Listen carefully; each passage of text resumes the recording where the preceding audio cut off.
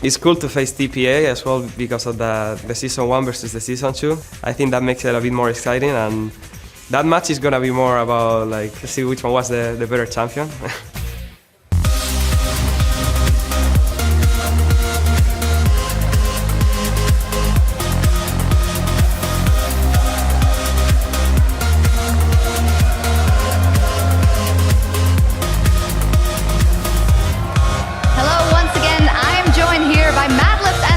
From Team Ice.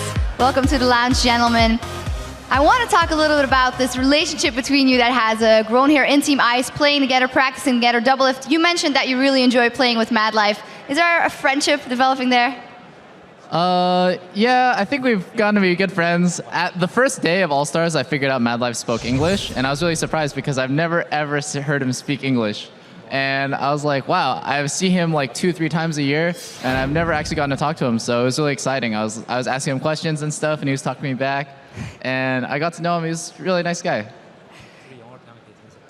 And Mad Life, what about you getting to know Peter better on and off the Rift? How's that been like for you? 이번에 더블리프트 선수랑 많은 얘기 나눴을 텐데 어떻게 많이 친해진 것 같아요? 어때요? 네, 많이 친하고요. 이미 we are best friend. 이미 굉장히 지금 친해졌고 게임도 굉장히 잘 풀어내고 있습니다. Yeah, we're already best friends, and we've been connecting through the game and off the game. Yeah. So best friends, best friends are very nice to each other. Then I also want to ask Mad Life, what is double lift skill like as an AD carry, as you've played with some fantastic AD carries already in your career? 이제 되게 좋은 친구 됐다 말했잖아요. 그럼 이제 좀 냉정하게 말해서 더블리프트 선수가 원딜로서 어떤 것 같아요? 여러 원딜을 같이 해봤잖아요. 일단 제가 했던 AD 플레이어 중에 굉장히 하이 레벨 플레이어고요. 굉장히 할 때 뭐라고 해야 될까, 좀 스킬 레벨이 높으니까 스포터 할 맛이 나는 그런 선수인 것 같아요. Among all the AD players I've been played with, I think Double Lift is one of the high-class, high-skilled AD player, and because of his AD skills, I'm really happy to support him.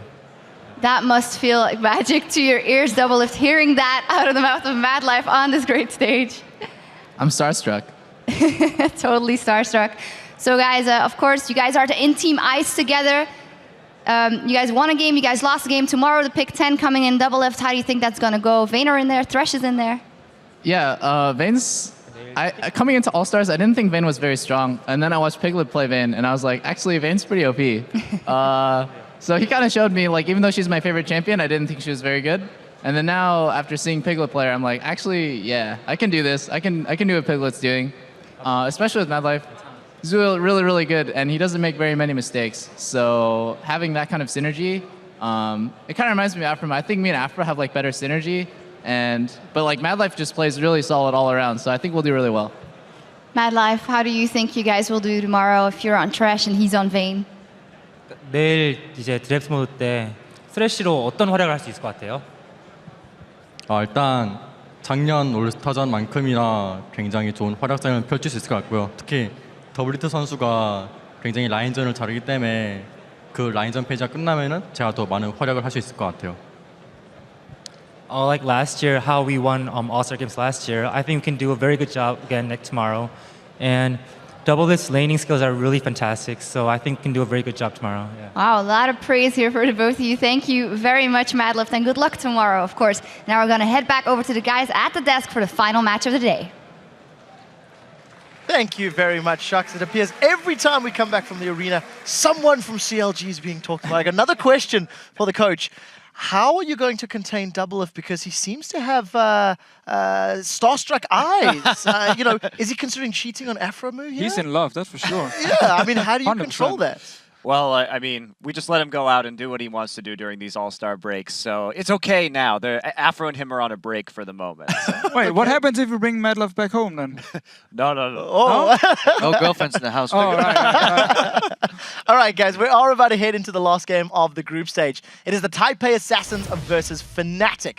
And the winner here will advance to a best-of-3 semi-final showdown with SK Telecom T1K. It is beautiful and poetic as the Season 1 champions take on the Season 2 champions to face off against the Season 3 champions.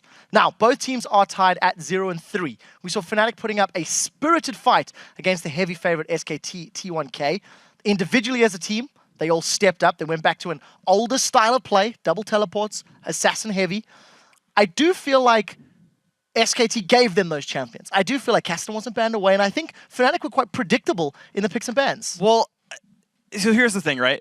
So you could call it predictable, but it's like if you give a team like the best champions in the game in each role, or you're like, hey, so we're gonna pick Vayne into a blind pick AD carry, like everyone's gonna pick Caitlyn there so they can bully the lane out. So like it's either you can either kind of pull it one way, right? It's like either the champions aren't actually overpowered or aren't actually obvious counter picks, and then at which point, then why are you banning Castle all the time anyway? Or they are obvious counter picks and it's not being predictable, it's just doing the smart things that are supposed to win, right? And it's got to be one of those two.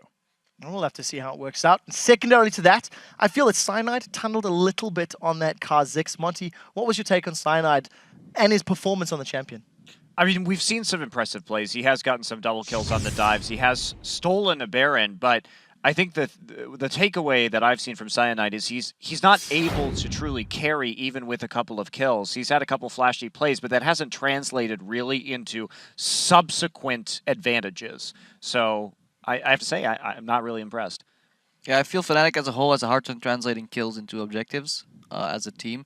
And yeah, they're just not playing very objectives-based. They're looking to brawl. They're looking to make picks here and there, catch a team off guard, lower their morale by killing them over and over again.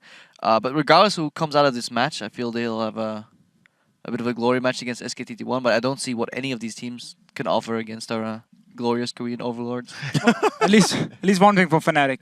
They get the kills, and then they tend to just be completely over-aggressive. And I don't even think it matters which jungler they actually play here for Cyanide if he wants to help carry the team. It's more Fnatic. Once they get these kills, they need to just learn to back away, don't continue to chase, don't continue to go into team fights, don't start up a random Baron or something.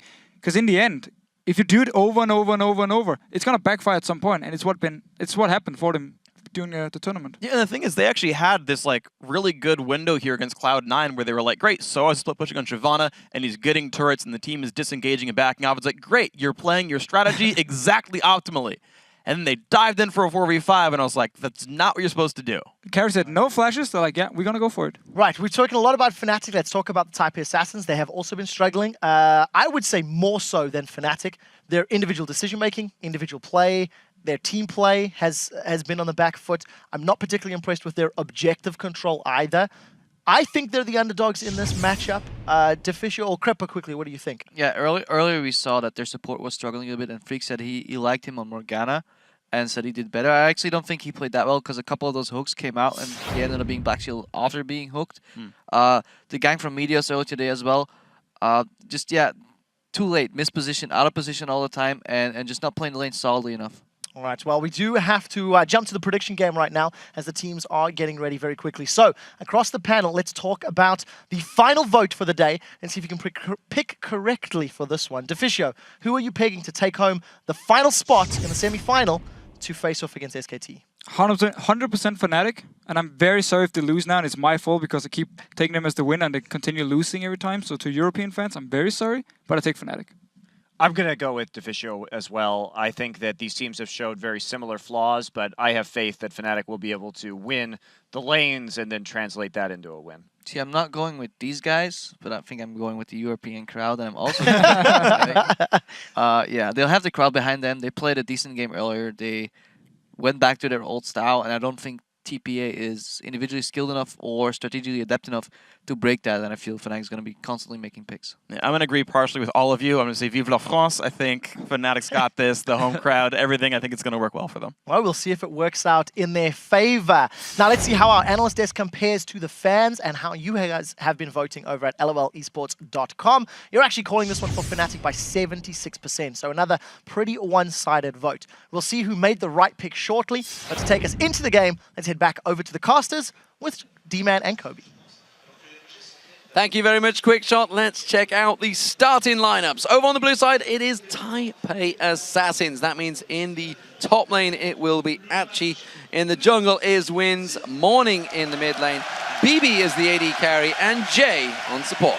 And on the red side, it's Fnatic. Up top, Soaz, Cyanide in the jungle, Peke mid, Reckless AD carry, and Yellow Star supporting. Well, with this being the last match for one of these teams, we turn our attention to the top lane battle between the French former 1v1 champion Soaz up against Achi for TPA Assassins, who plays very similar champions to him. Yeah, Achi actually played a top lane Lissandra with teleport, which is very reminiscent of Soaz style play. And he actually had a really good start on that champion. But earlier in the day, he got camped by Meteos up top, and he wasn't able to use his Renekton pick to go aggressive early.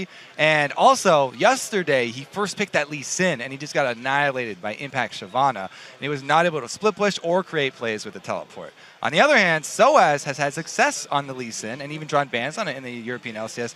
However, he has also had his weak points today with yesterday with an unimpressive Aurelia pick going into that ridiculous team fight zone control comp of Nunu, Thresh, and Lulu. And he tried to build the early move speed, and he wasn't able to utilize it to get anything going against OMG.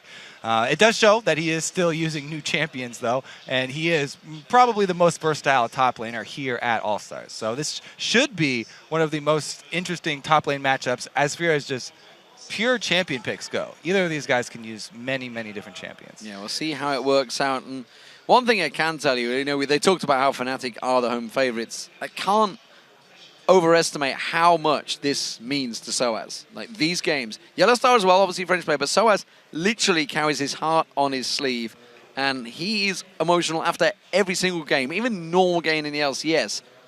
Here in Paris, in front of his home crowd, he's 0-3.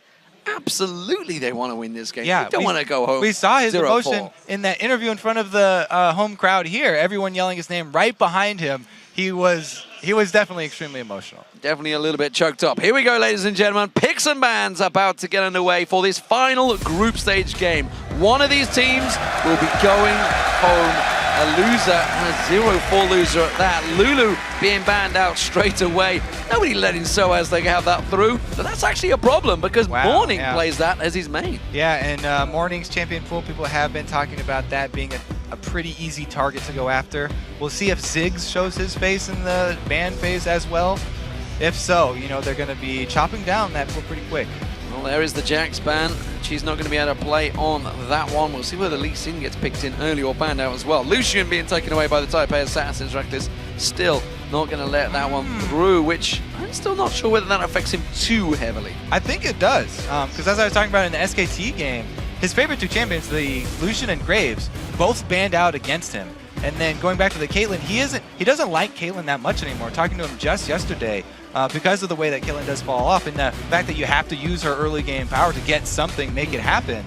I think that, maybe TPA, no, they're not going to continue with that strategy and ban out Graves as well. But taking out the #1 pick, Lucian, is pretty strong. But you talked about it with the Ziggs ban. That means Morning may well be in a little bit of hot water here. There is the Kassadin ban as well, targeted towards Peke. A lot of mid lane focus here. What will the final ban be from Fnatic? We'll see what they leave open on this one. Remember, LeBlanc is out there. Morning played that one earlier on. We'll see whether they go with that ban as the final choice or whether it will be an AD carry.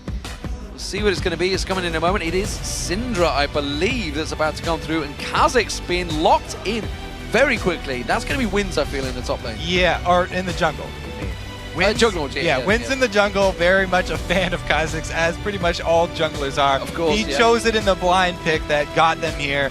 That's definitely a first pick worthy champion for TPA. Pretty good start for them, but again, mid lane focus here. What is Morning going to play? Because they also ban out the Syndra, who's strong in lane and is a long range mage from the mid lane.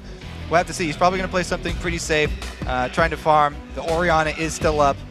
Maybe the LeBlanc. A lot of discussion right now between Cyanide and Yellow Star. You can see them clearly being the vocal ones. So as pouring a word in there as well as Peke, trying to decide, will it be the mid lane focus to start with? Without LeBlanc available, it might well put Morning in yet more trouble, taking away every champion he can, and Yellow Star on one of his favorites, Leona.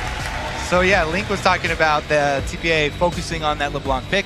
Fnatic take it away, and you get the other one. Orianna showing up. Defensive, she can farm okay in the lane, and we saw Link actually in that matchup did really well. Ooh, Zac, potentially. He was played by TPA in them crazy best-of-5 series, but it is going to get switched away from Thresh, would be the wiser choice. They are going to go with that one alongside Orianna. Yeah, the Zac actually was taken by Morning, and he swapped up to top lane, and they had a Renekton mid lane to try and lane up against Fizz, I believe it was. But yeah, we won't see him switching around, doing that Zac, anything weird, going with the safe Orianna that we talked about. Reckless currently cycling through. He's been through Graves, Jinx, Twitch, now on towards Vayne. And honestly, these are all champions he's had good performances on. If you think back to TPA versus Fnatic, back at IPL 5, where Fnatic went and won 2-0. That's when he was rocking the Vayne and actually went and beat Doublelift on Vayne himself. However, looks like they may well switch back. We're still clearly indecision about which AD carry because he doesn't know what he's up against. I'm guessing BB will go with the Jinx if it's available. Yeah, I mean, they have looked at the hard late game carries for BB. They really need BB to get a lot of kills if they're going to look to win the game. Usually he has to get double digits. And there we go. He instantly locks in a hard carry for the late game, but it is going to be Vayne. I want to talk about TPA's comp here, though, because they lock in the Kha'Zix plus Orianna. They already have a good ball delivery system. Having that on Kha'Zix in the first place is going to help out because he will probably transition into that tanky build later. And it will even, he's a great champion for starting off that Shockwave because he can get in there so easily with invisibility. So Elise being picked up by Cyanide. We're just waiting to see what Soaz is going to lock in finally. But as you mentioned, the Vayne locked in there. Lissandra actually played this the other day. Actually worked out pretty well for him. It's probably been his best champion so far at this event. Yeah, we'll see how well they can actually control those early minion waves because that's really been the story for all of the solo top laners. When all of these switches come in. Soraka getting locked in. That's going to be Soaz, I believe, in the top lane. Now, cast your mind back. It was the playoffs. He ran it in the top against Alliance, I believe it was, and it was dominant in that top lane. How's that going to work against Lissandra, though? Yeah, he can. The silence is very, very potent against Lissandra. We'll have to see, because usually Soraka shoves up the lane pretty easily, spamming, and we'll have to see how Cyanide actually supports that lane. This is all determined by where the lanes are playing out in the early game, though, because we've seen so many lane swaps due to different jungle starts. Oh, the crowd are going literally bananas right now as they fling bananas around. So, Soraka in the top. Hai will be happy because he's been calling for this champion throughout the whole tournament because he's not here. That's his champion of choice. But unfortunately, he's not going to be in the mid lane for him, but he's still going to be watching at home. What do we make of these two comps? Because this is a pretty wild choice coming out from both teams, I think especially for Fnatic. Yeah, really interesting part is that there are no ignites right now on TPA going against Soraka, and this is Soaz Soraka who takes teleport instead of heal, so he wouldn't even be able to remove the ignite debuff if it was put onto him, since he's using the teleport instead. But TPA do not run with anything to burn through a target. So in prolonged team fights, the Soraka really going to give Fnatic a big edge. Well, as we storm the Rift, drop by Twitter and tell us who you think got the better team comp in Champ Select. You can tweet us about your vote at LOL Esports and use the hashtag TPA or the hashtag FNC. So, here we go, ladies and gentlemen. The final game of the group stage. Fnatic or TPA Assassins will be going home after this game. Who will move on to the semi-finals to face SK Telecom? We will find out over the next course of the Summoner's Rift. TPA Assassins as the blue team and Fnatic as the red team. Massive home favorites here in Paris. Both teams starting out with the early ward.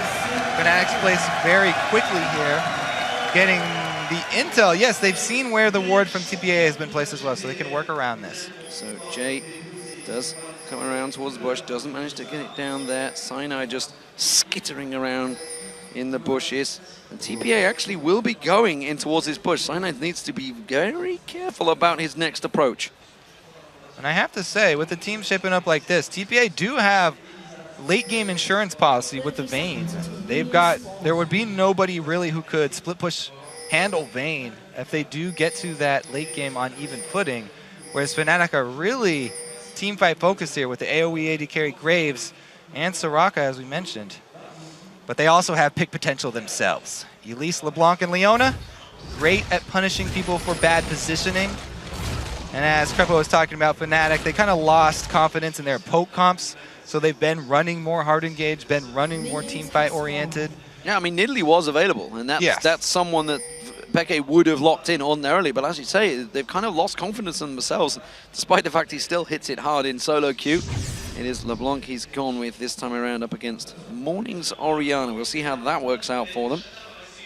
No great differences in starting items. We do see, of course, the Ruby Gem for Jay, but we are seeing Fnatic hesitantly tiptoeing in towards the blue buff. All right, so we will see the common invades here. TPA actually starting off on their own side. And Fnatic are trying to go for a double buff start. Will they be able to get it? Cyanide can smite. Jay could pull off an Afro though. Oh, he already used his empowered attack.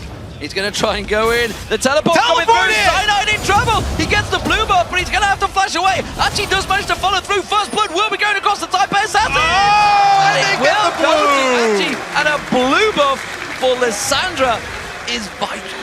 Cyanide got his blue buff, but then he immediately lost it. So Lissandra are going to be very happy about that one. Since it's a switch anyway, it's not that bad blowing that teleport. Now they could... Oh, actually he recalls and he's going to try and defend here? Interesting. They also call over Kha'Zix. So Wins and Achi might be trying to go for a defense here, but they're already been zoned off the turret. But despite that death, it doesn't actually set Cyanide behind too far because he's still going to get his red buff, which is all that Wins has got. He got the experience from the blue. He did get the experience, yeah, he got the kill in the end as well. And we do see Fnatic doing that push, of course, on the top turret. They're not going to go for it yet. Wins is going to come around defense, and as you mentioned, Achi is up here to defend, but they are only level 1 and 2 up against 3 members of Fnatic at level 2, and Cyanide is making his way across here as well. So Soaz was able to get a blue too. So even though Lissandra can try and spam out wave clear here, they've got a Soraka with blue buff. The mana battery and the heal battery up there in top. If they wanted to play a prolonged siege, then Fnatic would definitely get the upper hand, and they've actually even called in Cyanide here. Didn't see whether he managed to steal it away there, actually.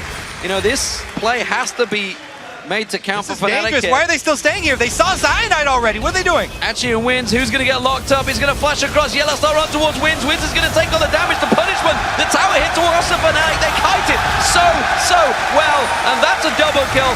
And surely the tower in just a moment.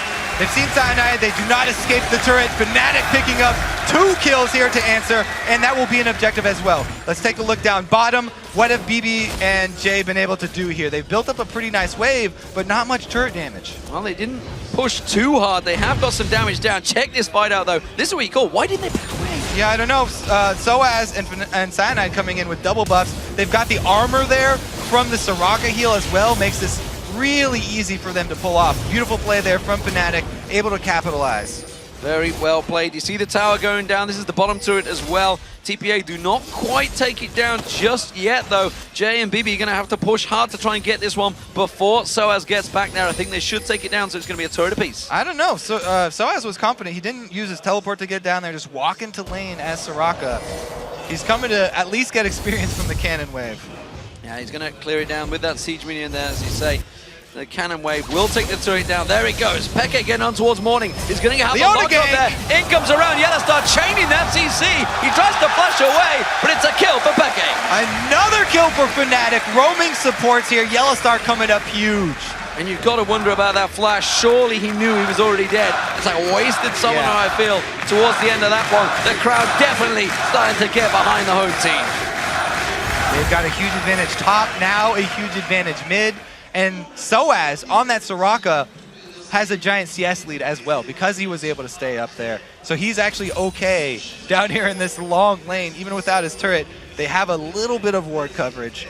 He's just hugging the bush here because he has nothing in the tri-bush. So both teams actually trying to put a lot in the early pressure. You can see double Doran's rings being bought all around. Everybody blinging themselves out so far, but it is Fnatic with that slight edge, with that 3-1 kill advantage, which transitions into a 1,000 gold advantage. Jay on Thresh hasn't really been able to make too much of an impact yet. He was all on his own down that bottom lane for a long period of time because Fnatic seemingly have a tactic this time around. Well, yeah, he didn't have anybody to play against. He was playing against minions and a turret down there, so Jay didn't have too big of an impact. And it's basically going to be the bottom lane. It's up to BB.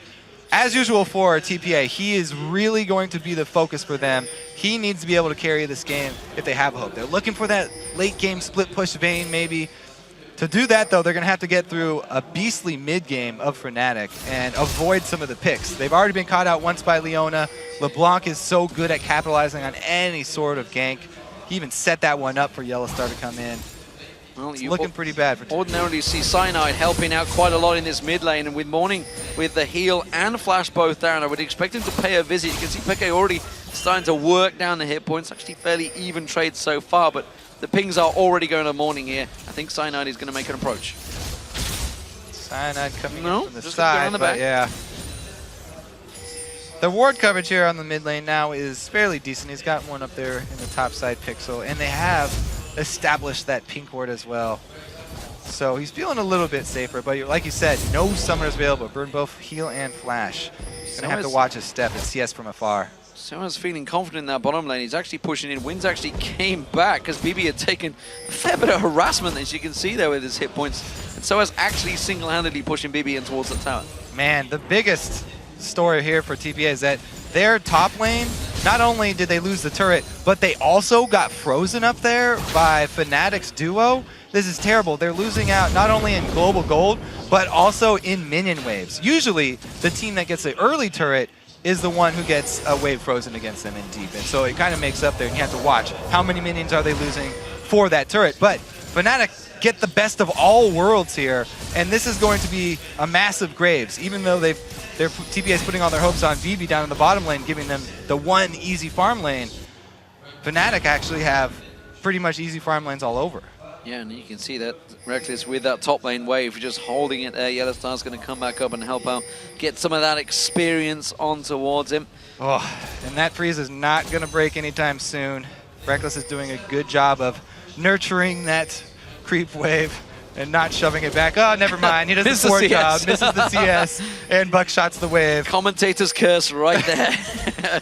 Straight away, but he's going to make sure it doesn't get taken down by the turret. That's why he doesn't want to push it too heavily. You can see down the bottom, BB is trying to do a fairly similar job. Soaz doesn't want to get involved, and this is actually a blue buff invade from Taipei Assassins. Right, so this is the common response to a wave being frozen that deep. You got to make something happen elsewhere on the map. They opt to go bottom, but their champions are fairly low level. Vayne has not bought yet, so even though BB is the hope for this team, he's got all the CS, he's sitting with a Doran's Blade. Oh, Archie goes in. It's a hook on Yellowstar. He does manage to get away. You did see the blue buff was on Archie there, and actually, I'm looking towards the mid lane. I can see that Morning had used his shockwave on Peke, but it doesn't look like he's done a great deal of damage. Yeah, it was fairly defensively, trying to get Peke to back off. Now it's going to be a giant minion wave. So see if they can actually defend this. Soraka can clear, but it's how dangerous does Soaz want to go? How close can he walk? Yeah, it's a 3v4. Of course, Soaz, he can clear those waves quickly, which is what he's trying to do. And it will be enough with that 3v4. And of course, while that's all happening, Reckless is now shoving this top lane. The AD carry, there's the teleport. That's going to be Archie joining back in there. Finally, he's going to get himself some minions. Yeah, finally some experience here for Archie. They spent a while jungling him and the support. See if they can come back from this, because there was a great early start there from Fnatic, and even though TPA decided to try and make them pay for that freeze, it was really late. And the buckshot there, Reckless was already trying to push that wave back. It was not a dragon pickup for TPA. It was nothing huge for them. They didn't get much out of that big wave bottom. Well, TPA all backing away. They've left themselves fairly exposed for this dragon, and with Cyanide on Elise, he's going to send that skittering spider in there. TPA are going to try and react to this one. You can see Jay and Wins just off the side there. They have got BB nearby, but Archie hasn't got teleport. He's not going to be involved in this fight, and I feel it's going to be a dragon simply for Fnatic. Yeah, because the teleport was used by Archie to go to that bottom. All right, you go for the steal attempt, but Cyanide definitely known for his smites. Good effort there from TPA, try and get back in this one. But again, the teleport was used by Lissandra to go cover that lane that they had given up on, and it was seen by Fnatic. Very easily covered off.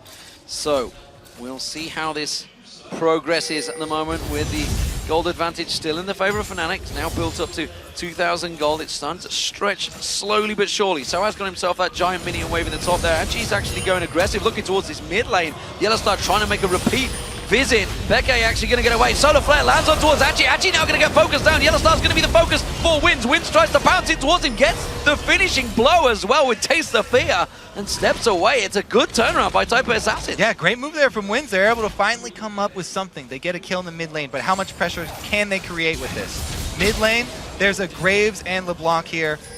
Pretty good wave clear already from Reckless. He's got that Bloodthirster, just straight AD, does so much for Graves. It's really hard for them to push on this. Well, the blue buff is potentially the focus. They really wanted to get in there, but Fnatic defending in numbers. See, Soaz is rotated down in towards that mid lane while Achi clears out that top wave. He's still got a gigantic CS advantage built up over Achi as well, but he's going to get focused out here. No escape for Soaz. Actually, the contempt from PB helps him on his way. Yeah, so it does not walk close enough to the wall. And TPA do not get anything off of that kill. Besides the money from the actual kill, Dragon had already been taken by Fnatic, and they can't do any pushing. So still Fnatic definitely in the driver's seat, having a very good time with the way this game has started. They can use this strong team fight here to continue to control the map. And we'll expect Fnatic to be the ones making the early moves here. Unless TPA can get another pick, then it's going to be very hard for them to get back in this game. We'll see. Of course, TPA still have a fairly scary team composition of their own with actually going in. If you could lock them up, get them in the right place, Wins could be pouncing in stealth, of course, with that ball delivery system, along with that shockwave. There's a lot of damage able to come out of TPA Assassins. Fnatic can't rest in their laurels. They have a good start, a good lead, but it is not over. Pepe's got to be careful, though. Soaz is going out into lane, though. This is the pick. Soaz is going to get caught out in the top lane. He's already used that wish. Meanwhile, down the bottom lane, they're actually pouncing on towards him. Soaz is going to try and get away from this one. Actually does get him down in the end there. Now on the bottom lane, you can see Yellowstar locking on towards Bibi. Cocoon coming out onto Jay. This is actually a haphazard fight by Fnatic. They have to step away, and Bibi's going to try and chase on this one. That was a really bad engage on the bottom lane. Yeah, mismanaged engage, turret dive from Fnatic down bottom, and Soaz, he doesn't make TPA dive. He steps right out into lane. Great lockdown from Lissandra plus Kha'Zix. That's everything you need, the CC as well as the execute damage. So Reckless, he needs to get himself rolling here. BB on Vayne, keeping up in farm, keeping up in everything really, other than the obviously single kill that Reckless managed to pick himself up. Bloodthirster versus a Blade of the Rune King. We'll see how that develops out. Beckett goes aggressive on Morning, chunks down half his hit points and continues the flow with both of them on blue buff. They want to go aggressive. Look at that top lane, though. They got the kill on Soaz. They took him out. They were not able to take the turret, so not converted into an objective once again. The pick just giving them a little bit more experience to catch back up, and that gold. Fnatic still feeling pretty comfortable. They're probably going to be looking to force some fights here because they have a much stronger team fight. A mistake from Peke and a very stern, serious-looking face on him right now as he messed up a little bit on that Wraith there. He's not going to be angry with himself. Maybe that is a sign of nerves. It's something we saw almost certainly by Fnatic up against Royal Gaming, but of course they are 3 times champions in Europe, so they certainly know how to perform when it counts, but this is a high-pressure game for them. All right, so both teleports will be ready for that dragon in a minute and a half. Yellowstar's already laying the groundwork. Oh, he doesn't quite get the leash in there. Cyanide tried to join him, but this is 3 members of Fnatic now in their mid lane. Ping ward's being cleared out by Yellowstar. They may try and make the move on towards his mid turret. Yeah, I mean, you gotta watch out for cocoons, and the slow already lands. Oh, the dead sentence comes in, the shockwave, but Peke tries to step away. Wins gets back on, Taste the Fear comes out, locks him down on there, and now he's coming the course in towards Cyanide. He will back away from this one. Soaz had to back away. He had to defend that top turret, and it left Fnatic exposed. Yellowstar's coming in from the bottom, though. Well, whether he's going to get in towards it. Oh, he's going to start with the solar flare, locks on towards it. Reckless comes in, gets himself the kill. The cocoon landed on Wins. Wasn't quite enough to finish him off. Man, it was almost starting to just roll in TPA's favor. That was the 3rd kill in a row that they had gotten. This one gets answered, though. Yellowstar he abandoned his ward clearing work. He's actually completed the objective, and then he comes over, rotates up, and gets the kill. More importantly, gets himself the CS, the kill, as you mentioned, and the tower down. And now Achi's out of position. Where's he going to go? There's no shockwave available. He's going to get locked up. Tries to use anything he can to stun himself out there. Flashes away. Fantastic stuff. The ultimate coming out from Reckless, not enough to take him down. That's that annoying silence I was talking about in the matchup. He actually stops Achi from getting away and makes him blow his flash. So they do get a summoner spell out of it. So TPA, as you mentioned, had actually started turning the game in their favor, but Fnatic do respond quickly. It's still only a 2,000 gold difference though, and the mid turret will go down. And Fnatic really want to get in position for that next dragon. They want to take advantage of that objective that they can force a fight at. So everybody needs to heal right now, and they need to get in position. Well, TPA are going to try and rotate down in towards it. They've taken the mid turret, they've got their vision advantage, and now they're going towards the dragon. This will pull the gold very close in terms of difference between the two teams. And Fnatic, they're helpless. They can't respond to this one. After that last fight, it was great for TPA. They answer the mid turret, plus they get the dragon. Dragon provides bonus experience to catch back up, and they get the global gold. This is huge for TPA getting back in this. Now we're seeing some momentum swing back their way. Serious pressure on Fnatic in front of their home crowd here in the European All-Stars. As Peke is going to get the blue buff. He needs that. He needs to get rolling on it. It's the second time he's had it in this game. But as of yet, on LeBlanc, he's yet to start picking up the skills. This tower, despite being left alone for a long time, has barely been touched in the top lane. Yeah, you know, they weren't able to get much damage off of it over the early kill up there. But again, coming back with that dragon is huge for them because TPA are the ones, as I said, with that BB on Vayne, he's got his Blade of the Rune King completed. He's feeling more comfortable extending further out into lanes, especially when he has Jay there to save him with a lantern or something. So this is not looking that terrible for TPA anymore. They're starting to ramp up that comeback. So we see Zhonya's Hourglass now completed by Achi on Lissandra. Soaz is pushing on the bottom lane. Ooh. This bottom lane pairing actually may get caught out. Reckless and Yellowstar hiding in the bushes as BB pushes up the lane. He's going to be the focus target. They manage to land the Zhonya's on towards him. Lock him down with the solar flare, but Jay's going to try and turn this one. BB putting the aggression back down. Teleport's coming in, but it's going to be too late because Achi is already there and they've got the kill for BB. Great initiative there from Achi, teleporting in first, gets the lockup, and now Soaz way too close.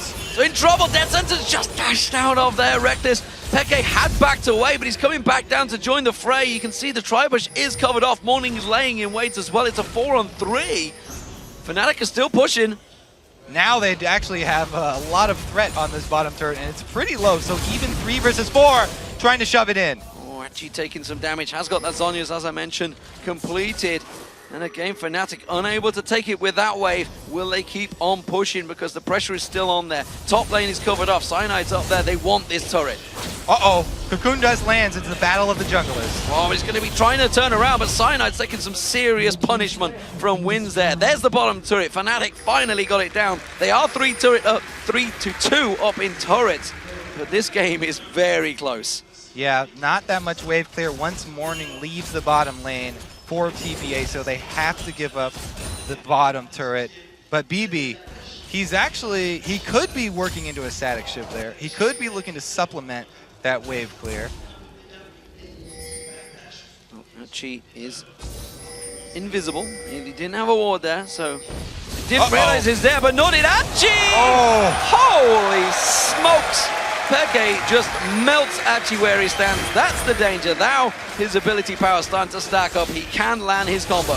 And Achi knew that was very dangerous to go for, but it's only 3 members of Fnatic down here. Even though TPA have 1 member dead, they can— oh, did he steal it? Oh, yes he did. Reckless! Reckless with the steal. Nicely done on the red buff there, using that ultimate. While this is all happening, Soaz is continuing to push that top lane out. He's coming across towards the blue buff now, which Morning really wants, but the rest of Fnatic are there in numbers. They can steal both buffs here.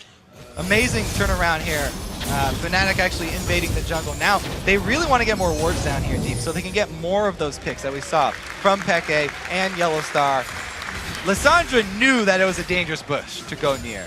Trying to just shove that ward in there really cost him. Solar flare lands, Bibi getting locked up here. Peke comes in to finish the job, and it's another carry down. But Yellowstar, he's going to get left stranded. There's going to be the wish coming out from Soaz. I'm not sure it's going to quite be enough. Peke's trying to land the distortion on 3 members. Not enough. He has to back away. Yellowstar, sacrificial lamb, buying time for Reckless in the mid lane. So even though they lose someone for that pick, they create enough pressure by drawing everyone else down bottom to get some damage on the mid lane here. Reckless, though, is going to have to back off because he has no backup.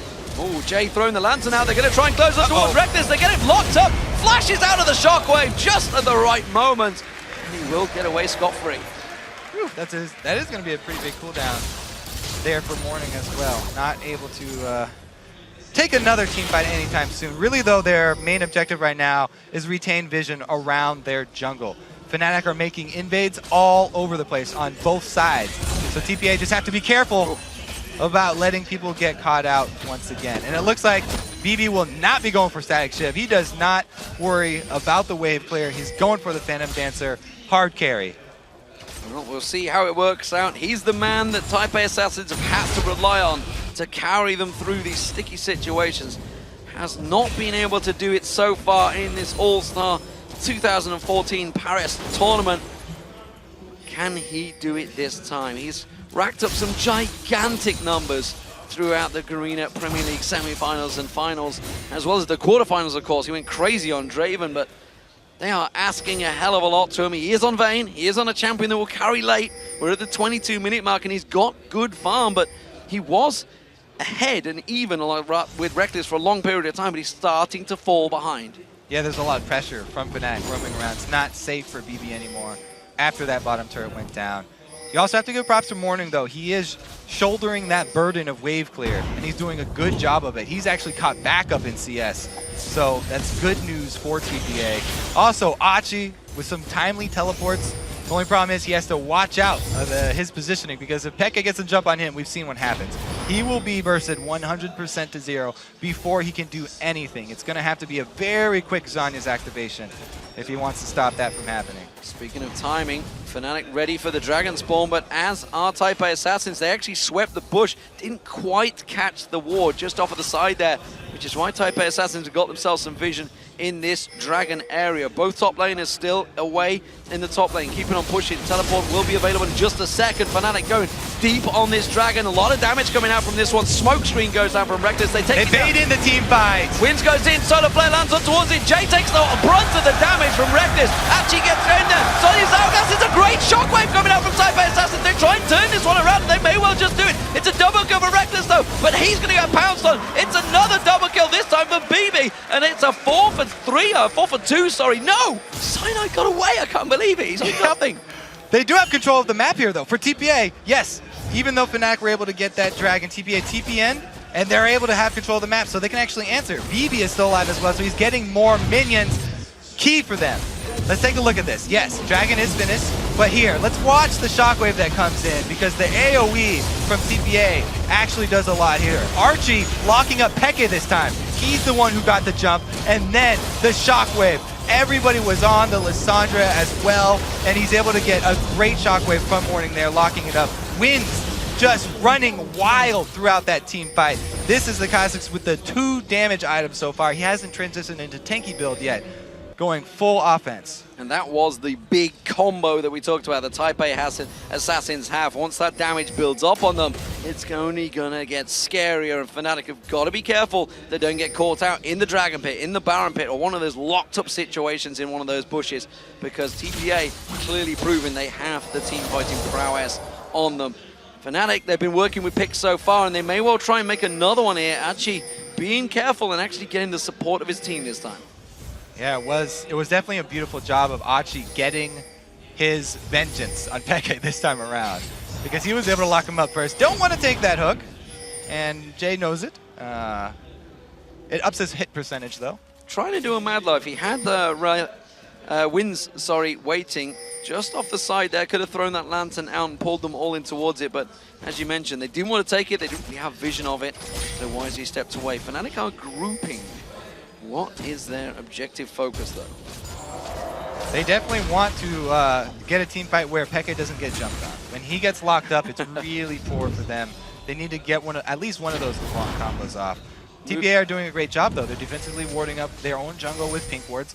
Those are going to last a while, and those they can actually defend. Taking fights in the jungle. They thrive on these fights where they're spread out. They've got a Vayne and they have a Kha'Zix, both of them trying to run around, trying to deal damage from different sides of Fnatic, not letting Fnatic lock them up. Oh, Wins was the focus. Actually does come in here. They were a little off with their timing on that blue buff, and TPA Assassins have a good wave to push down this mid lane, but they're choosing not to go for it, despite Peke using his ultimate back there. Soaz has, once again, pushed that wave in the top, keeping the pressure on there that somebody has to go deal with it once again. Yeah, TPA, they want to play defensively right now, and they're doing a very good job of it, trying to hold on and close that gold lead because they're trying to wait out this Graves. Their AD carry skill is much better, and their jungler is going to be putting out a lot more damage late game too. Even though Cyanide is trying to help, he's going with the spell penetration Elise build, not the utility Elise build. We do see Fnatic trying to catch TPA off guard. Thought maybe a couple too many had backed our way to the fountain. Instead, they all regroup in numbers, quick to react there. They knew Fnatic's rotation. You can see there is that ward covering off that mid lane, give them full vision that there was Fnatic were there in numbers to try and shove down that wave and sneak out one of those mid turrets. There's the vision. You can see it on your screen in that mini map in the bottom corner. That's TPA Assassin's view. Hopefully we can see Fnatic's view, and it is clearly a lot brighter for Fnatic right now. They have much better vision, although that bottom half of the jungle is fairly untouched. I guess we'll be looking for some picks now because Fnatic don't look that comfortable. Hard for them to siege up around a turret, and they really want to make something happen with LeBlanc, Leona, Elise here. See if they can catch anybody out of position, but TPA are not going to give it to them. They want to hold out, and they're doing a pretty good job. So clearly this, at what, 30 minutes coming up to now, is going to go a little bit longer maybe than the games we've seen. This could potentially be the longest game we've seen in this All-Star tournament. They actually have been fairly close to being around 35 to 40 minute mark for the majority of it. This is definitely the closest game we've seen at this point in time. It's only a, what, 2,500 gold advantage for Fnatic so far. Who has the stronger of the two as we get later and later? Yeah, and it is fitting that this will be, or could be, one of the longest games that we've had. In these high-pressure situations, it gets down to whoever loses this one is going to kick out. They're not going to move on. We've seen in promotion tournaments in the LCS, teams start playing more passively. They don't want to take as many risks in that situation. But that playstyle kind of favors TPA. As I said, they're banking on BB, and he is scaling up nicely. He's actually even building defense because he doesn't want to get one-shot by Peke. He knows that he has to be able to survive one of those first, even if he gets caught out. So he's got a lot of magic resist, and the shield from Hexdrinker is just so he survives that one-round burst from Peke. And the danger, of course, will come once that Deathfire grasp is completed by Peke. You can see the Rabadon's death cap is already on there, along with that needlessly large rod, so it's only a matter of time before that gets complete. Of course, Morning on Orianna has been playing fairly safe and secure, kept good CS with Peke, and kept the item. Oh, Jay getting hooked in there. Quick distortion Chain from for a Peke. chain. Not going to land on one another. Soaz is making tracks to head down here. Peke, look at that distortion catching on Morning and TPA Bebe. So that is both carries now caught out. That may well be the dragon. Yeah, got the Vayne ulti down. Wins can go again for another steal and a lantern out, but he doesn't have enough time there. With a Vayne ulti down, it's actually extremely big. Even though it's a short cooldown, Vayne without her invisibility is acidic duck, even though she's still got the mobility of tumble. Ooh. Biggest part is invisibility. They engage! Have they caught out? No, Peke managed to distort out there. Actually taken very low. Peke has to flash out. That's going to be the wish coming through from Soaz to keep them topped off. Soaz, Yellow Star is caught out. Peke comes back around the side, decides against it. But now Bebe, he may catch him in there. Shockwave only pulls in Soaz. It's not enough. Reckless from the side. He's getting free farm right now. Bebe's going to get focused on. Cyanide switches out. Cocoon will come through to moment. That's going to lock on towards BB. BB will be taken down. It was only a 3-for-1, but it was such an important one. Can they feed off objectives? Will they go Baron? Yep, Fnatic are very happy with that against Fnatic Peke! Peke finds Achi just towards the end, and now they absolutely will go Baron. No jungler on the field for TPA. Easy call for Fnatic here. There's no shockwave even for Morning, even if he could get there. Not a lot of threat. Huge win for Fnatic. Jay takes in this hook with the team not quite all in position. And even though they get the lockup here, the sustain, Soaz with the heals, able to back up the rest of the team. And the secondary engage here too. Bebe flashes over to get this one. And the tumble out, Morning only hitting one person with Shockwave. Just such a disoriented fight here. TPA kind of looks like they rushed this one a little bit. They were stalling out really well, but they jumped the gun and Fnatic made them pay for it. Fnatic extremely happy. They're relieved after that last team fight because it was getting to look like TPA were mounting that comeback. They now have the Baron buff though, and they could push with that. Big turnaround for Fnatic, that fight. That started off actually by TPA going in. Yeah. Maybe a missed call there, who knows?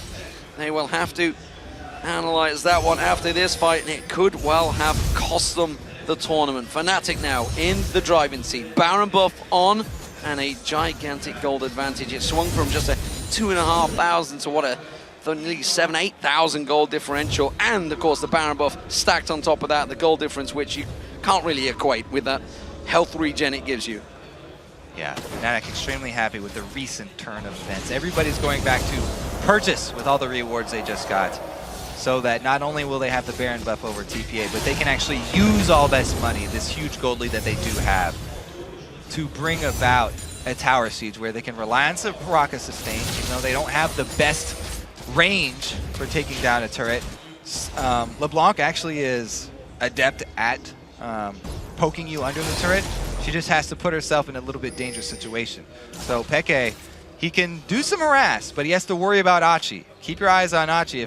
If he's able to lock up Peke again, we've seen how that team fight will go afterwards. Yeah, and Achi actually did complete his Rabadon's death cap after the fight. You can see him glistening blue there as he picks up a brilliant pot. It was actually a Void Staff picked up, and Fnatic looking to siege this one out. They've got the minion wave, and they should poke this turret down. No problem there. Fnatic in full control now. 4-2 up, and again, BB just getting poked out, and it does so much damage. Just a single wisp of a spell coming out from Peke in Bibi's direction, and it just knocks a chunk of his hit points off straight away. Now this is an interesting situation for Fnatic, because they could go safe and take these outer turrets, which TPA will most likely not try and defend and get just some global gold and add that to the lead, or they can crack into the inhibitor turrets, which is what they really need because they're worried about this game going super long and they want to be able to crack into the base. It looks like the first decision, they stay there for only one wave, and now deciding to rotate over for the easier goal. The problem is they didn't really have a minion wave either side. Oh, the juke! Oh, the juke from Fnatic!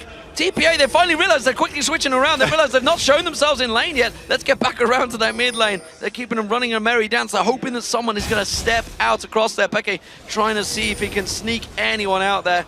Instead, takes himself back. I mean, it's a tough decision. Rightfully so, they're flipping back and forth. And Fnatic would love to get a pick rather than having to just siege up like that. If they can keep moving between top and mid and catch TPA moving to defend this outer turret, then that would even be the better situation. They don't have to siege up. They would definitely take that option.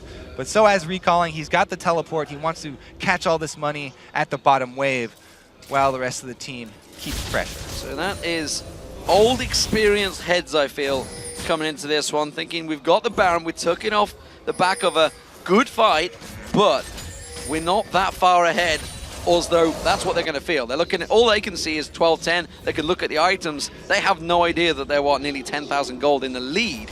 It won't feel that way to them at the moment after so many close fights. And wisely, they, as you mentioned, step away and make sure all of the waves are pushed up so they can keep some pressure on those turrets. Now, look at the current state of the game. Very, very little ward coverage for TPA because they were bottled up inside their base when Fnatic have so much control. They weren't able to get any more wards down. All their wards expired, so the entire map is dark. Look at this. This is a very scary situation for them. They have to play against Peke, who's extremely fed right now. He has the trinity of AP items, plus another needlessly large rod. So if he finds anybody, then it's going to be doomed for them. And Fnatic would really love to play that game. They're going to try and strangle this entire map, take advantage of that vision. Take every resource away from them. 15 seconds until Dragon's up. That's absolutely Fnatic's. You can see Cyanide already heading off there. He's going to take that one down. All of the jungle being stolen away from Type A Assassins, just amounting to masses of gold heading Fnatic's way. Peke, he's off the side. He wants to find himself a kill. BB not having a bean of that at the moment. He steps out of that jungle, backed away, despite the fact he's got that Banshee's Veil on him now. He realizes he can get popped pretty quick. there is the Dragon for Fnatic. Yeah, they want to play this as safe as possible, even with a 10k gold lead. Looking to take away every option from TPA. They might even wait the full timer for that Baron to come up. They don't have to siege up on one of these turrets. However, they've got a fairly tanky Leona in Yellowstar, and if they still see anybody out of position, they have the opportunity to immediately jump on them. Reckless is fed nicely as well on this grade. You can see 612, 343 minions, the highest CS in the game so far. And actually, I would suspect probably getting close to the highest CS we've seen in the tournament so far as well. 12 turning kills, and as you see on your screen, it is a 12,000 gold lead. Fnatic get themselves in this position after a very good start, honestly, but a good turnaround from TPA to drag themselves back into it. But they have been caught out by this one. Fnatic using that vision advantage they have and sneaking in there and taking it without the minion wave. And now they only have 1 more minute to wait for that Baron, so they will definitely go with this option. I do not see them sieging up an inhibitor turret. Since they have so much vision control, they can make TPA walk right into their hands. They've got the Soraka with the Rylai's. It's hard for TPA to go face checking and getting vision around Baron, because if they get close at all, as we said, Leona, Soraka's going to back anything up with slows, and they also have Peke, who's extremely fed. TPA are in a really tough spot right now. Not only do Fnatic come to the doors with a huge gold lead, but pretty soon, it's going to be the Baron. So TPA desperately sweeping out their jungle, trying to get themselves a little glimpse in towards that Baron pit. Jay dares sneak in there. He's realized it. He just peeks around the corner and puts it in the river. That's as far as he dares go. And already that's going to get spotted out. Pink ward goes down from Yellowstar. That will be the only vision that Taipei Assassins had of that pit. The timer will not be visible for them. They're ping on it. They know that's where they've got to go, but they're going in blind. Yep, they're going to prey on TPA's anxious... Whoa, they're just actually going to face check here. TP from Soaz. Sure, that's going to be a cocoon locking at wins, actually. They do the damage. Soaz teleports in, as you mentioned, but TPA actually got away lightly with that one, I feel, despite the fact they went in blind. Yeah, bold move from them, and they are rewarded. They're able to get the TP out, so at least they've relieved the pressure of the split push. However, the Baron threat is still there. They have no vision of that death push. Pink ward actually going up just as they go locked up, picked down. Nicely done by Taipei Assassins. Jay tries to capitalize. It's not quite enough, but that was an important pick, and it's by Apchi again locking him down. I have to say that was just a pure mistake by Peke. When I said he can go for those harass, he has to keep his eyes on Achi. Remember, Achi, when he gets the jump on Peke, he can lock him up first. There's no hope for Peke. Yeah, I mean, look at his build there. He does not have any tenacity. He has nothing to get out of it. This could be an inhibitor for Taipei Assassins. They take the inner turret down, and they're going to keep on sieging through. They have the minion wave with them, and they can just force Fnatic away from this inhibitor turret. It's going to crank it open. Reckless using his ultimate, trying to force them back, blow them back away from this one. The minion wave is down, but TPA are not done yet. They are so happy with the way that went. That was pretty much the best possible outcome for TPA. Not only did they stop the Baron, get the teleport out, but they also got the kill on the main mid laner, and the middle turret already down below half HP. They're looking to get it before Peke revives, but the timer comes up. Well, they put a good siege on. They got a good dent into that turret, but as you mentioned, Peke is back alive. Look at that. You can see in the top turret being worked down by the minions. Soaz is going to have to go up and deal with that one. That's going to delay. The Baron is up. I'm not too sure whether TPA want to start this one off. They're going to try and set a trap. Ooh, a Baron bait of their own. I don't even Fnatic think that TPA would do it. Now the ball comes out, and they're aware. Well, the cocoon does land. The wards come in. Fnatic are going to try and set themselves a trap. It's a dangerous game, though, as has been already proven. Actually, again, with his ultimate backup, he can lock down Peke as well. Real aggressive. Way too deep, I feel, in this one. Solar Flare locking him down, but there's no damage to follow through because Reckless and Peke off of the side. Peke taking some beatings from wins there. Reckless also having to get away. That was the wish being used out by Soaz, and TPA are forcing Fnatic back here. They're going to back away from this one, but this is clearly a tense fight between these two teams. Fnatic do not feel they have any advantage whatsoever in these team fights. Yeah, they're playing pretty scared right now. I have to say, though, BB's early defensive items definitely paying off for him there. the Banshees and the Hexdrinker. Now though, Fnatic with the recall of the jungler, they can just burst this down. Oh, they've got to be careful they don't get caught in the pit by that shockwave. It is available. Morning's going to come in. Keeps a Rast down on towards him, but the Baron is coming. There's the shockwave. Morning getting locked up. The rest of the team focused on towards him. Reckless comes in, gets himself the kill. Win with the voice spikes, trying to keep them away. Jay has got his play back available, but he's going to get locked down. You cannot escape. 4 members of Fnatic with a Baron buff. Peke was keeping them busy at the side, and the crowd is absolutely loving the fact that Fnatic are back in the lead. Fnatic win the waiting game around Baron, and they prey on the timings. TPA backing off without vision. Fnatic get the Baron buff, and they're looking to end the game on this push. The stadium is erupting as these Achi, the SOAS moves in. Every move, every blow is being cheered on by this French home crowd. As SOAS manages to get himself the kill. This is going to feel so good for the Fnatic fans as they push on through for the win. TPA almost had the comeback, but now Fnatic on the Nexus turret. Baby locked up, Baby goes down, wins his focus, he gets dropped, he gets to the fountain, it doesn't matter, Fnatic are on the Nexus turret, they're going to surely take one down, the second will fall, and Fnatic get through to the semi-final to face SK Telecom in the All-Stars Paris. They pull it out, congratulations to Fnatic.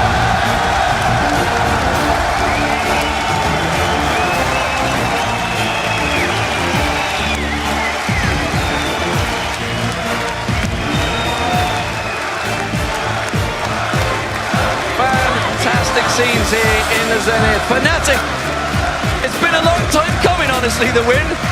Finally, the home crowd fans do get one, and it does put them, all importantly, through to the semi-finals. It is against SK Telecom, the world champions, reigning world champions. It's going to be a tough feat for them, but by God, they had to work for that one. They did indeed. Playing a little bit scared there. TPA showing signs of life. Getting a lot of good picks for themselves as well. But in the end, Fnatic control the Baron pits. Fnatic control the game. It's going to mean so much to them. So as absolutely big cheers on his face, but you know there's tears in their eyes, bless him. He absolutely wanted a win here, no doubt about it. He'll be out to tell his friends, everybody is here. I'm absolutely certain they will have some family in the audience to come and watch them. And finally, they get themselves a win on the board. It's been a long time coming though, and despite the fact they were, 16,000, 17,000 gold up, they were not sure about those team fights. Yeah, the threat of the comeback was really scary, even though they had such a massive gold lead. So, you know, they played it pretty safe, and in the end, it did pay off. That last bit of aggression from Peke really got the heart pumping there for a lot of the Fnatic fans. Yeah, with Peke going down, that was like a, oh, have they done it? Have they done a throw? It's unbelievable, but it didn't happen because they managed to turn it around. And honestly, TPA, what could they have done? Could they have tweaked any advantage from that kill? Could they have forced the Baron fight? They did the right thing, I feel, to try and force and get that inhibitor turret down as quick as possible. So they got a lot done going up mid, and then it was the second time where they went back to Baron around, and they did leave, I believe it was Achi teleporting back, but leaving Baron unattended at this stage in the game. There's so much damage on Fnatic, they can take it down that quickly. Fantastic stuff. For more insight, though, we are going to head on over to the analyst desk with Quickshot and company for the final discussion. Thank you very much, D-Man and Kobe. Fnatic do manage to take down the Taipei Assassins, and they will advance to the semi-finals, where, of course, they are going to be doing battle with SKT. I mean, exciting game, a little bit chaotic. Well, the thing is, Fnatic, I think we can all agree here. They always know when to deliver. They're in the top 4. Probably one of the best teams in the world, in my opinion, now. Yeah. And I think top 4 in the world. So during the game, Monte Cristo and Star was like, TPA, yeah, I think they're gonna win. But then they just turned around. Fnatic It was all top lane over the Soraka. place, man. Top lane Soraka. Euro. Top lane Know what Soraka. to pick, man. Top lane Soraka. Yeah. I actually do have to say that I think that in this particular instance, top lane Soraka was actually quite a good pick, because if you can silence the Lissandra, she's never going to get that ultimate off and you can just kill her. Is SKT ready for top lane Soraka? Not sure. Hey, listen, I think- Deficio called I them the think they best team are. in the world. 1-3 in groups, and that's Top it. 4 team in the world. Top 4 team. Touche. Well covered. Well, we'll see. We'll see how they do tomorrow. I mean, the last time they faced a mid-tier Korean team, they got crushed in the IEM finals. And actually, you know, we can really see the parallels between SKT and the KT Bullets because they're actually kind of fighting it out for 7th and 8th place right now in Korea. When they get back, they'll actually have the 3rd place match, and they'll be against each other. I don't think they try hard in Korea. I think they save it for these international tournaments, and that's what we see here. For the real competition. Yeah, for the real competition. Exactly. You can actually show that they're very good. But so Fnatic right here, they played, I guess, the way I expected them to. Individually, they've remained strong. They make good, like, you know, 2-on-2, 3-on-3 sort of plays. I think their strategies were still a little weird, but I actually have a replay to show of their small skill decision making. If we can pull that up on your screen, it's a tower dive very early on in the game that gave them first blood. So before we start, I want to point out that they're basically ready to dive onto the turret, but notice that Yellow Star is the one who's going to take aggro with this one, actually. He's going to make sure he's on Leona, he's got the Eclipse Shield and wanted to make that happen. And there's actually a misplay by Achi here, who actually casts his abilities too early. If we start the clip out, you're going to watch what happens here. So he roots early. There's no aggro on anyone. That turret's hitting a minion. Yellow Star gets the armor from Soraka, then flash stuns to pull aggro, and then Fnatic goes in. They coordinate that, make sure the tank pulls aggro when that fight starts, and then he just backs off with one turret shot to go, turns on the Eclipse Shield, goes back in. Once again, you're seeing now it's Soaz with aggro, flashes back at the last possible second. Their micromanagement right there is very strong. They put aggro on the right guys. They know when to leave. But that's kind of the limit of what's going well for them. Now, I do want to talk about how the rest of the game played out. Fnatic continued to make those dives, continued to grab kills and play more aggressively, actually securing more objectives this time around, I feel, than the match earlier in the day. But sometimes they were over-aggressive. Sometimes they got caught out. Actually, a lot of times they got caught out. We're going to move quickly to the second replay. Deficio, talk us through this one as we pull it up onto your screens. And then let's just talk about Fnatic's stance in that mid to late game. Well, so first of all, Pekka here, he's of course going to be hooked in by Jay, so he's overextending a little bit. But it's actually more TPA I want to look at here in this fight, because this fight shows to me the issues for TPA. When it comes to individual play, especially in the team fights, they make some mistakes. So if you just roll the clip here, the hook is actually very good here, and obviously Archie, he wants to lock down Pekka, but he flashes away, and instead he gets Yellow Star. So you just wasted one of your ultimates onto the support, a very tanky member. Following here, Fnatic now, they can continue to chase, continue to fight. Notice Morning coming up here as Orianna. The ball is on his head. He uses the ultimate. Only hits Soaz. I mean, your two main ultimates here are completely wasted, and that's why you lose the fight. Yeah, and I don't want to be mocking Jay, but he died without using exhaust as well. Yeah. Even worse. Well played, well played. All right, guys, we'll get back to this discussion. I believe the interview is actually ready. So let's throw this over to Shox, who is joined in the interview lounge by the winning team, Fnatic. Thank you very much, Quick Shot. I'm joined here by Expeke from Fnatic after that win versus the Taipei Assassins. Peke, first off, tell me about the mindset going into this game, because obviously you guys have not been doing well in this tournament up to now, and this was the last chance. So tell me about the strategy and how the team went into it. Yeah, I think we were pretty positive about this game. We saw TPA playing, and they seemed to not be doing as good as other teams. So we were like, okay, we can still make it. We just have to play this game like we play the others, but try to do less throw later, and then it will work.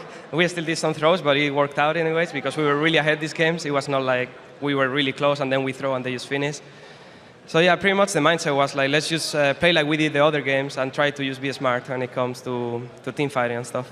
Well, I'm not going to let you glance over it that quickly because it was able that it went back in TPA's favor when you guys were around Baron, and Yellow Star talked about how confidence is a big issue for you guys throughout this, and then you go in and you die, and what does that do to you at that moment, and how do you keep the guys going, and okay, we can do this, we have to finish this out? Yeah, it was, Lissandra reacted really fast. She had no ward where I was, so I didn't expect her to think I was there, and I used like double ultimate and C ultimate before I even land. Like I couldn't go back at all. So she was really fast, and after that, of course, I got nervous because it's like, okay, my team can defend Baron, but they can still push mid and maybe take inhibitor. Luckily, we were really ahead, so Grace could clear the waves. We had Soraka, so Elise could tank a bit and then get healed, and they were not able to even take the turret. And I had Hunger, so once I saw I had like 10 seconds left and my team was defending, I was like, okay, and everything's fine. Let's just play it safer, super safer, and we still got this. So everything is fine. You guys made it through, but that does mean tomorrow you guys meet SKT again in the semifinal. You put up a good game against them today, but something tells me that that wasn't maybe the full SKT that we're going to see tomorrow. What do you think in a best of 3 can you guys realistically do? They are a really good team. The problem is all their players are really good and they make like almost no mistakes. Every mistake they make, they try to make up with doing something better somewhere else. And they are a really hard team to play against, but it depends. You never know how it can go. But today at least we did good versus them. We will see tomorrow. It depends a lot on the picks versus them because normally they have really good picks.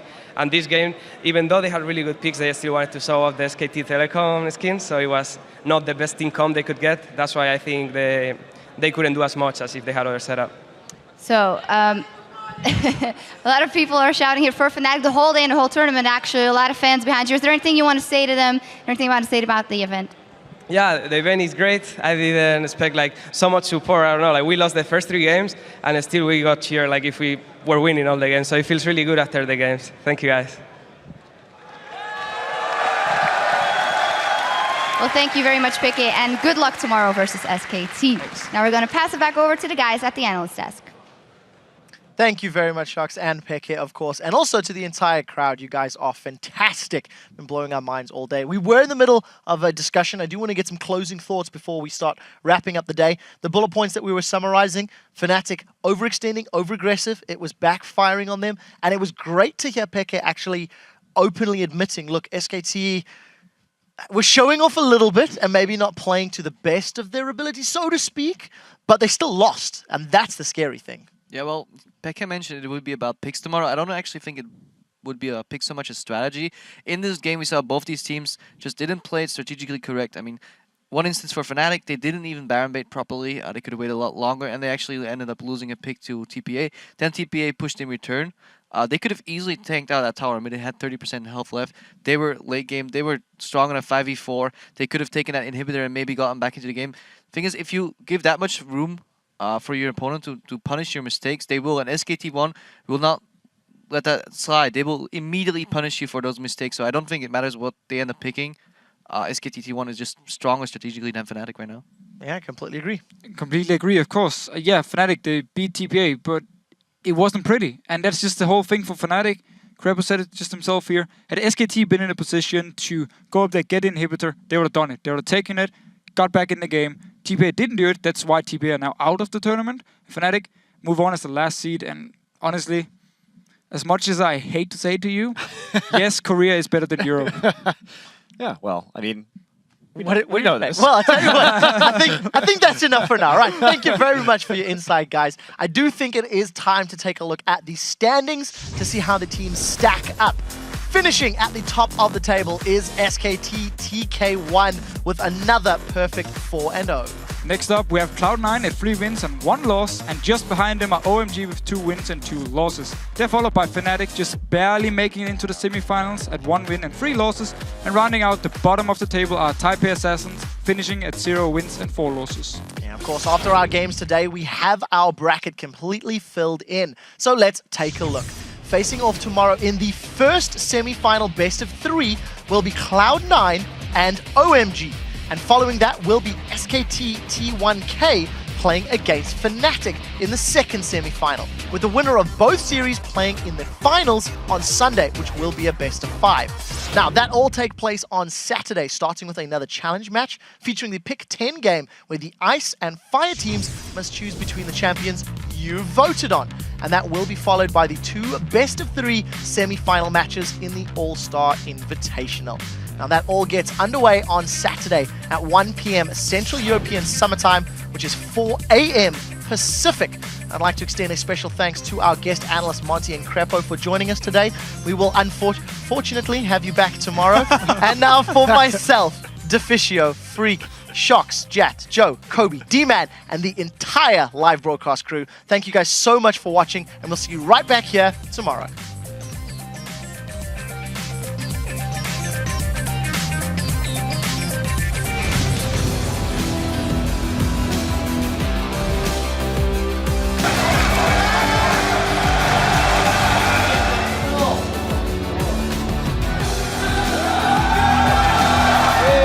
Fnatic!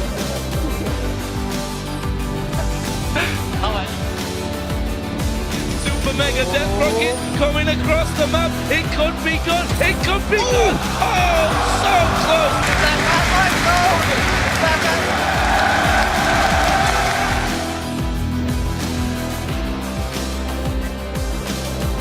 So, very nice to be talking to you here today.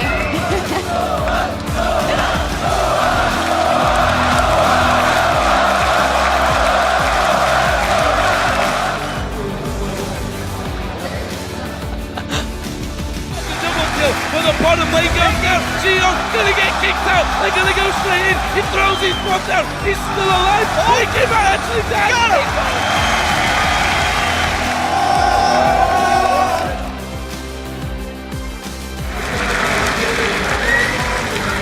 Faker's looking to maybe try and make the play. He's gone in. He's gone for Cyanide. He wants to try and pop him down. Maybe enough. He gets Cyanide down before the Baron drops. The Baron is so low. It's going to get